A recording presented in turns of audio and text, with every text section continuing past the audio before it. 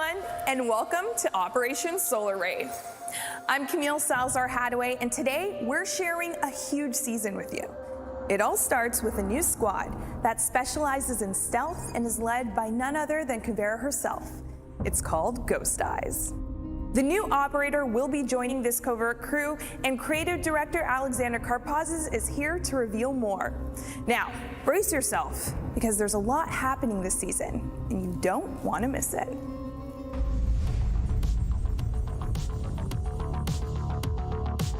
Hey everyone, super excited to introduce Operation Solar Raid, probably our biggest season ever. From top to bottom, we're adding a ton of features that you've asked about, including crossplay, cross-progression. We know this has been really important for you. The team's been working super hard to deliver it, and we have so much more. This season, we're introducing another new squad. It's Ghost Eyes, led by Kavera, and a newcomer, Solis, is joining the team as well. This is the squad of secrecy, the squad of stealth, and the squad of intel. And you'll get to learn a lot more about their story when we launch the season later. We have Solis, the new operator that's joining Rainbow Six and the Ghost Eyes squad. And we have a new map, Nighthaven Lab, an amazing place to explore and to battle. It's unlike anything else we've ever introduced in the game, and we hope you have a lot of fun exploring it. Anti-cheat and anti-toxicity is one of the most important topics for us, which means it's really special for us today to introduce the reputation score in-game. It's coming to you in a beta phase, so you get to know it a little bit more, and we're introducing more security features in our game to make sure that it is more resilient and more fair for everybody to play. All of this and much more, we have quality of life features that are coming in, balancing changes that are coming in, and even more on top of that. So we can't wait to share everything that the team's been working so hard on this season. Operation Solar Raid is coming, and it is a big one. But before we break it down for you, here's a glimpse of your new operator in action on the new Nighthaven Labs map.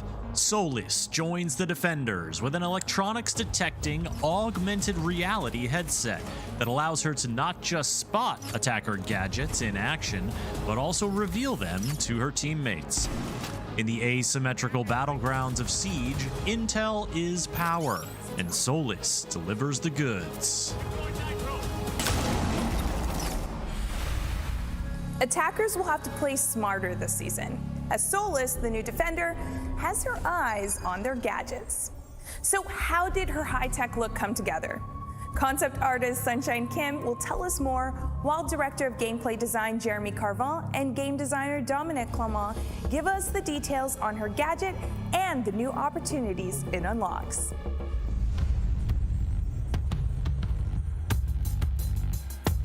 We wanted Solis' gadget to grab immediate attention from the audience. I immediately thought of examples like Jackal and Nook. Because of their gadget, the Inox and the HEL creates immediate attention. Their gadgets are something that separates it from just being a generic soldier. And we wanted Solis to have a similar treatment. We allow the gadget to have a little bit more futuristic vibe, while her rest of design is a lot more toned down, which makes the gadget pop up even more. It wasn't enough. There's something missing, we felt. That's when the antenna idea came up, which goes up when it's activated and goes down when it's deactivated. It might be a small element, but it adds so much taste. So to design Solis' device, we were looking for something that needed two hands to be operated and something that wasn't going to take too much of the vision space. So we thought about augmented reality. We were very excited with all the modern visual that it could add to the game. Solis' kit is made of three main parts: the helmet, the bracelet, and the gloves. So when the helmet turns on, the screen switches from transparent to glowy yellow, and the HUD elements start to show for the user. The second part is the bracelet. It's used as a placement tag for the AR interface. And this AR interface is shaped as a 3D ring. It's used by Solis to interact with the gadget. The last part is the scan, and the scan is the middle part of this AR interface. And when the scan is performed, you have this pulse of 3D lines that starts and fades in the distance, giving the position of every electronic device on its way. This idea came from a brainstorm that we had, and a question arose, well, what if we have an IQ on defense? You see that there's a lot of electronic gadgets. You have breaching charges, you have claymores, and tons and tons of drones and cameras. So it just made sense that the defense would have a tool similar to what the attackers have. She'll have a zone in the center of her screen where she'll be able to identify these gadgets and tell precisely, okay, that's a drone, that's a claymore, or that's a breaching charge.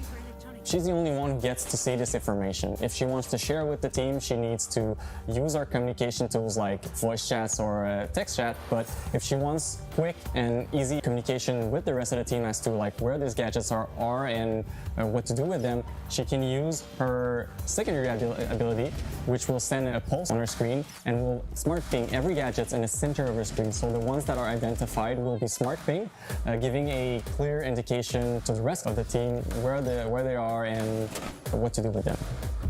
Usually with loadouts, we try to give flexibility for players. We give the P90 as a primary because it's a super good SMG, super interesting, and another SMG as a sidearm because it's also a really good weapon. But we're also giving Solis a shotgun because being able to create, rotate, and help on site and help like reshape the map is also very, very interesting for an operator like this. And with the sidearm, again, that is SMG, it allows you to bring the shotgun and still have an SMG at hand if you really need to defend yourself. We're finally giving the P90 to an operator as a primary weapon, nonetheless a 2-2 operator, so 2 health and 2 speed operator. It's really cool to see a weapon with such rapid rate of fire and a big magazine on an operator that can move quite fast. When Solis has the ability on, she doesn't have any weapons, so she can't really defend herself unless she turns off the ability and then pulls back her weapon. Giving the impact to Solis allows her to kind of help her destroy any gadgets coming her way as a last resort. If she doesn't have anything else and she's in a panic and she needs to deal with the utility that she sees, or she needs to get away quickly, she can use the impact to create a rotation or use the impact to destroy any utility that she detects. The bulletproof cam is very useful in combination with the gadget because you can detect a gadget and then use the bulletproof cam with the EMP shot to disable the gadget that you see. She especially is interesting to synergize with Bandit, because if you have a bandit that is on a wall trying a bandit trick, she can actually be right behind him and tell Bandit, okay, we're going to be breaching the left wall, the right wall, the middle wall. It can give much clearer information as to where Bandit needs to put his batteries. You also have Mozzie. Since Solis is able to detect and spot the drones coming towards the site, she can give this information to Mozzie so Mozzie can place his vest and hopefully capture as many drones as he can. Solis has a few counters. If you're facing a Solis that is hankering on site, you might want to bring a Thatcher or the EMP grenades. They're really useful to disable and deny Solis her ability. If you have an IQ also, that's a very useful operator to hunt down Solis because when the visor is activated, IQ can actually detect it and spot it and hunt down the Solis, maybe anchoring on site. If you're facing a Solis that is roaming around, you might want to bring your classic roam clear operator like Lion, Grim, and Jackal. They're very useful to kind of flush out these roamers. The thing with Solis is since she doesn't have a weapon when the ability is on, she can be pretty vulnerable. At the end of the day, Solis is an intel collector, so if you know that she's collecting intel and you have an idea on how you can probably trick her, that's also a very useful counter to Solis. If you can think of ways, creative ways of kind of like lying to her, it can get some pretty cool interaction.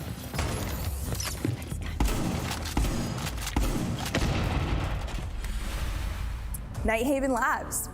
It's an imposing research base, and it's the new map coming in Operation Solar Raid. Now, I told you about banning maps last season, didn't I? Well, let me tell you this. You won't be able to ban this map at launch. You'll hear more on that later, but for now, Team Lead Jeremy Dowsett is here to take you on a tour of Nighthaven Labs.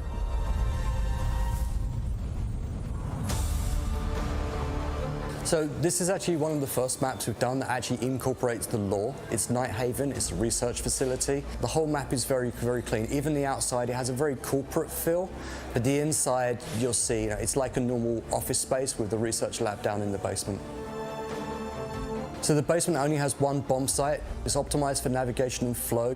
And we went for a more optimized design, so it's quite compact in its shape, but there's a lot of entryways from the exterior helipad, and there's lots of ingress and egress that you can actually do to the sites. There's a little Easter egg down there, hiding away, not so subtly.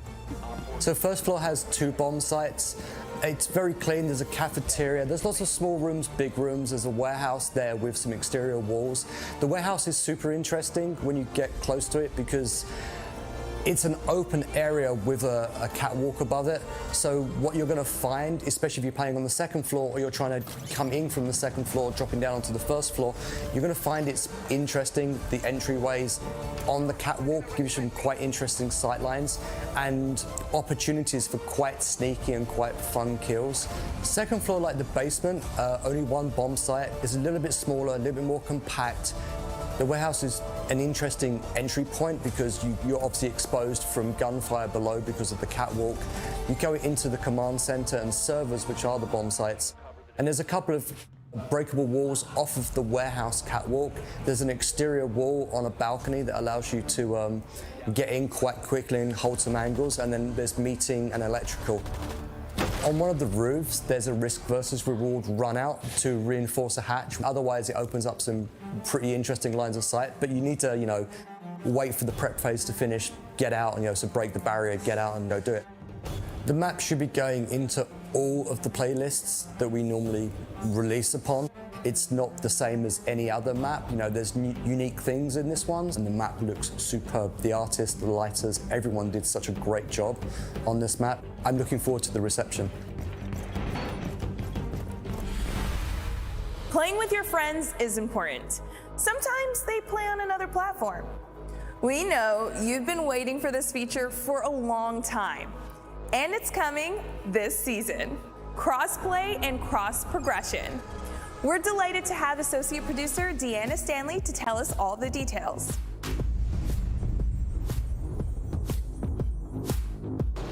We know players have been asking about it, and we've talked about it before. It's been a long time coming, so we're super excited to announce that Crossplay is coming with Season 4. PlayStation and Xbox players will matchmake together and benefit from lower wait times thanks to the larger matchmaking pool. Now for Crossplay, PC and streaming platforms will be kept in a separate pool from consoles. We have no intention to merge these 2 communities right now, but we're super excited to bring our console players together. You can invite players through both first-party platforms as well as through your Ubisoft Connect overlay. You'll be able to access your friends list through the social tab and manage your invites, requests, and squad up with your friends from other platforms. We all know communication is key in Siege, and it's no different for Crossplay.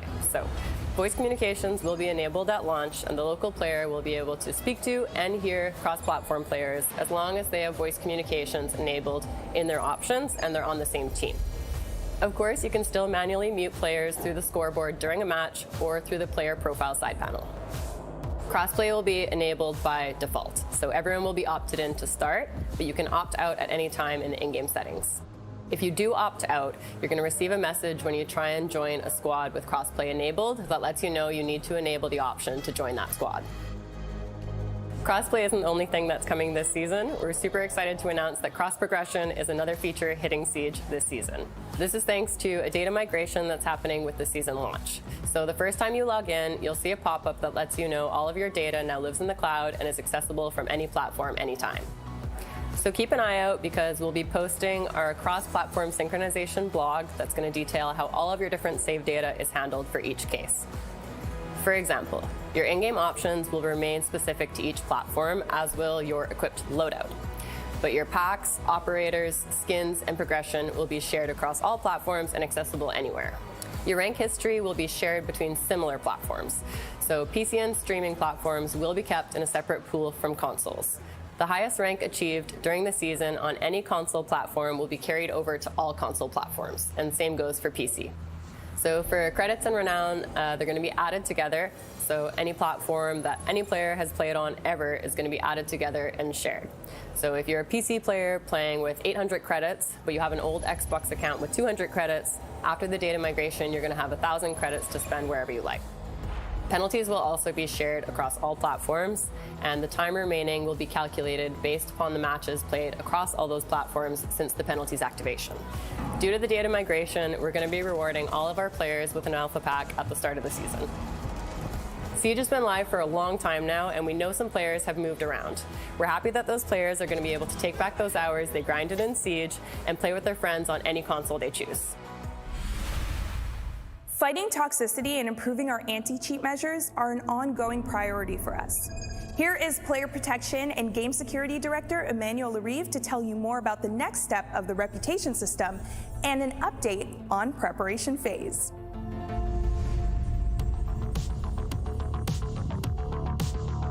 With the new season that is coming, we are very happy to announce that we will be launching the new reputation system.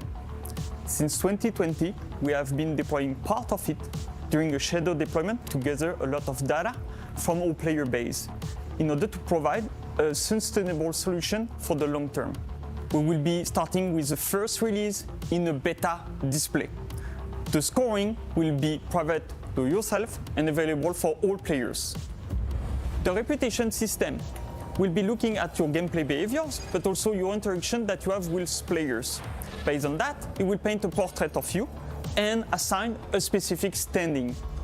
Then based on this standing, we will be triggering, during year 8, a set of actions that will be bonuses or penalties. More and more you have a high standing, more and more we will be applying modifiers to you in terms of alpha pack, renown, XPs, and special drops. When we talk about penalties based on your low standing, we mainly talk about game restriction toward the game mode. So for example, a player will not have an access to the competitive playlist, but also the test server. But we will also have restrictions and modifier to the currency, the alpha pack, the progressions. So this first release will be very important and key for our success.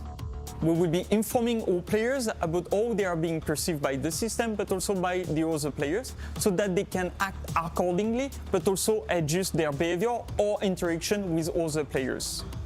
By providing guidance, information, and by bringing this new standing icon, we will be improving the play experience of everybody. By the way, I want to share with you some data toward the reputation penalties. We have seen a decrease of friendly fire by better guiding and informing all players. When we are looking at the number of rounds impacted with at least one team kill per round, we can see a decrease of 10%. And I'm talking about per round, not per match. So this is great. We want to move away from the toxicity that the people are facing, and we want to improve the gameplay experience and provide a safer place for everybody. This is key. We are very glad to say that we will be removing the friendly fire from the preparation phase. We heard you. By removing it, we are just securing the whole experience for everybody. So there will be no mistake anymore, so that everybody can focus on their preparation phase and then start the battle. In terms of design, if you shoot at a teammate, there will be no damage, there will be no reverse friendly fire, and the bullet will not go through. I hope you will enjoy this new change, and we will be looking at your feedback during the season launch. We are always looking at new solutions to bring more security into the game, but also to better protect all players against cheating. And this is a priority for us. The team, over the past months, has been working hard to bring a new security measure to fight cheating.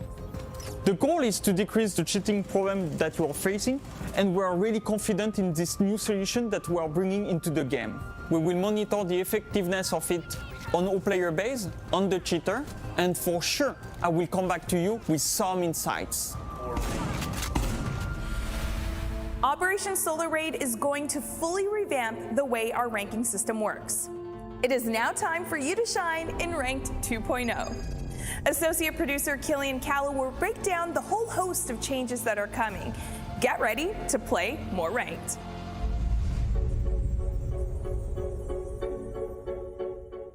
Right now, the rank playlist is a pure skill system in which there's only one value, the MMR. The MMR is used for rank and skill. Every start of the season, when we do the soft reset, because it's needed for rank progression, we are hurting the matchmaking fairness. After this soft reset, we have the placement matches to try to guess your rank as soon as possible. What are the changes in the core system? We are splitting skill and rank into two different values. The skill, in one hand, will be hidden and only used for matchmaking. On the other hand, the rank will be visible and only used for progression. We are removing the placement matches, because the only value that will be reset is the rank. You will start your rank progression at the beginning of the ladder. From now on, there will be rank points. There will be also 5 divisions per rank. Each division will have 100 points. Also, to help you in this progression, we included systems like the demotion shield that will prevent you from losing ranks easily. The current reward system is only giving you one chance per season, the one of your highest rank. For instance, if you are a silver player, you are not getting the chance below your rank, bronze and copper, and that doesn't make any sense. From now on, there will be 1 reward per division, so 5 rewards per rank, with some exclusive new items. If you finish one season in Gold 5, you will get as well the rewards from Silver 1, Silver 2, Bronze and Copper. We also have an update regarding the squad restriction. With the old system, it was needed to put a skill limit within a squad to ensure balanced matches. Players should always be able to play with their friends.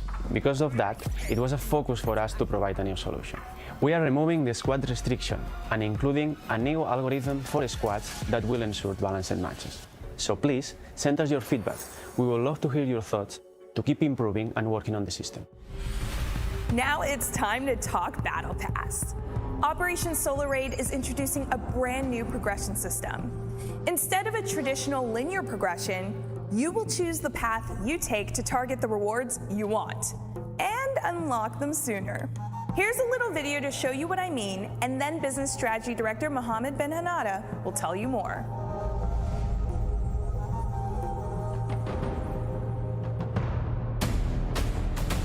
Rainbow Six Siege Battle Pass has evolved to become more tactical, offering you new ways to unlock the rewards that matter to you faster. We are introducing a novel progression system that allows you to create a custom strategy based on your interests. As you navigate the map, you can choose what paths and rewards to prioritize. For example, if you main smoke, you can follow the most efficient path to collect all smoke-exclusive rewards. Each time you go up one Battle Pass level, you earn Battle Pass tokens. Now you can actively use these tokens to unlock tiles.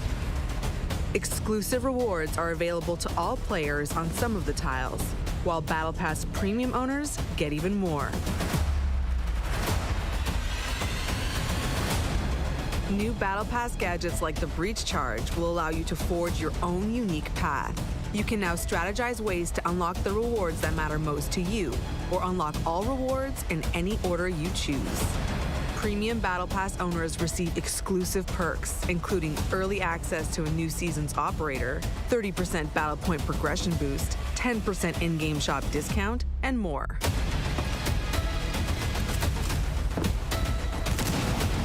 Rainbow Six Siege New Tactical Battle Pass. Plan your path, progress your way, pick your rewards. We are really thrilled to bring this new Battle Pass system to our players. We're giving you more choices and more ways to progress into the Battle Pass in order to unlock the rewards that you want first. This is going to be the new Battle Pass standard going forward. And as you saw, we've also added new gadgets for you to interact with the Battle Pass, such as the Breach Charge. Going forward in the upcoming seasons, we'll be bringing more gadgets, so stay tuned for that. In April of 2019, we launched the Rainbow is Magic event. This was one of the most appreciated events from our community. One key aspect that was well talked about in the community was the drone skin, the cute little cat that we've had. So I'm really excited today to announce that we'll be bringing drone customization to the game. First off, it will launch in the Battle Pass, but stay tuned because it will be also available in events and also in the store in the future. Next up, we've got balancing updates affecting some operators' health and speed, as well as changes aimed at leveling the playing field when it comes to movement while aiming down sights. Here's game designer Robert Cole in our Barcelona studio.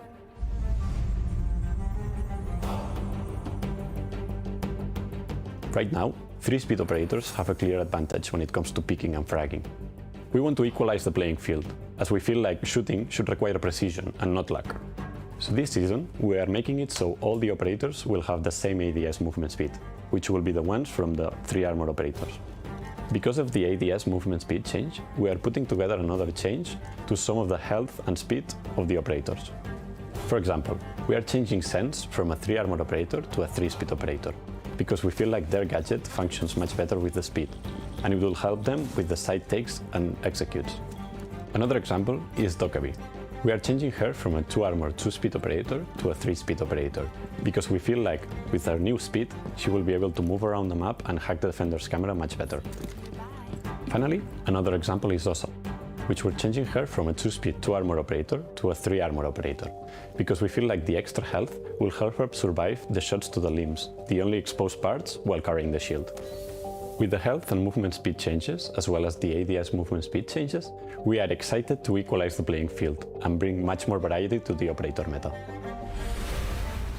Earlier in the show, I told you you wouldn't be able to ban the Nighthaven Labs map at launch. I wasn't kidding. In this quality of life update, we'll tell you more about that, plus details on ability mode and more. Here again, our associate producer, Killian Callow, and game designer, Mathieu Lacombe.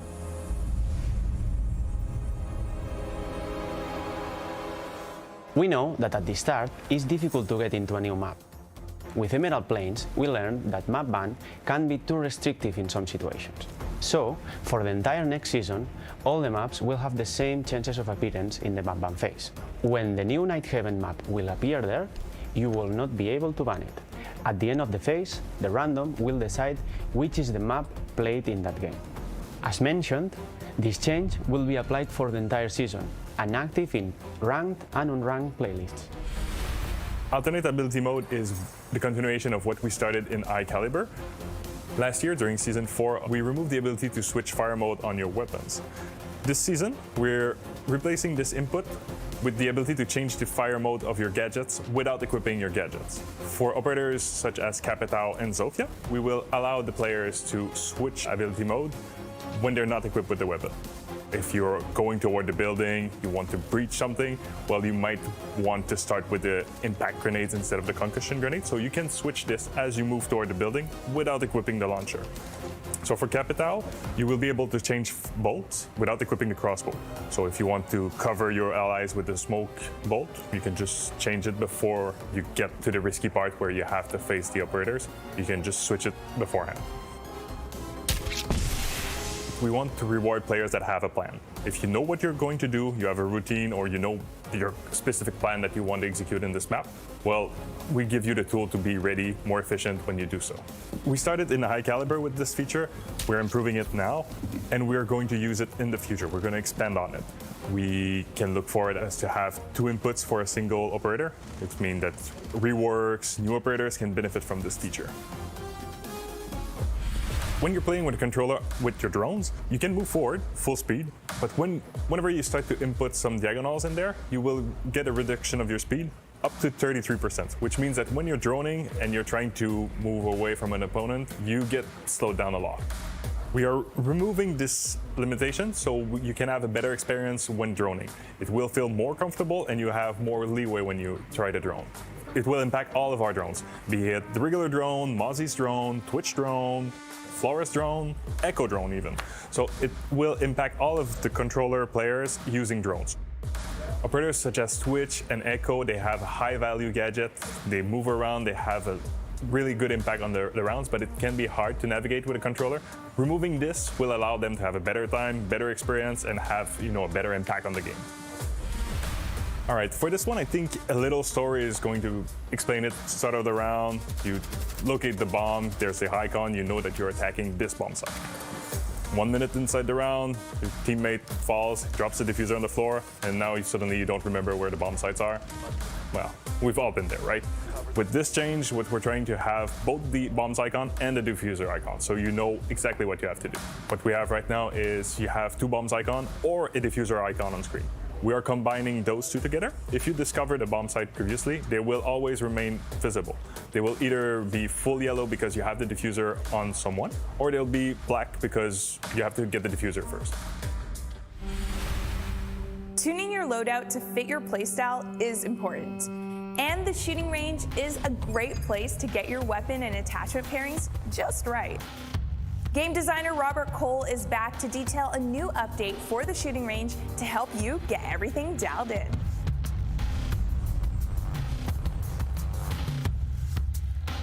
We are very happy with how the shooting range is functioning right now. But it's true that players struggle to remember which guns and attachments they tested, as well as they cannot compare the recoils of the different weapons. This season, thanks to our amazing Shanghai team, we're introducing a new feature to the shooting range, the shooting records. It will be accessible through the same input as the scoreboard, and it will help players keep track of the different weapons they tested. We hope that this new feature will help players keep track of all the different weapons they tested, as well as compare the different recoils of the weapons. Now, as a player, you will be able to find the best loadout that works for you, without having to remember all the different weapons and attachments that you tested. The team is continuing to expand Siege's accessibility options to ensure more members of our community can play the way they want to play. From our Kyiv studio, associate producer Jane Gonchar is here to share more on new team color customization and advanced controller options.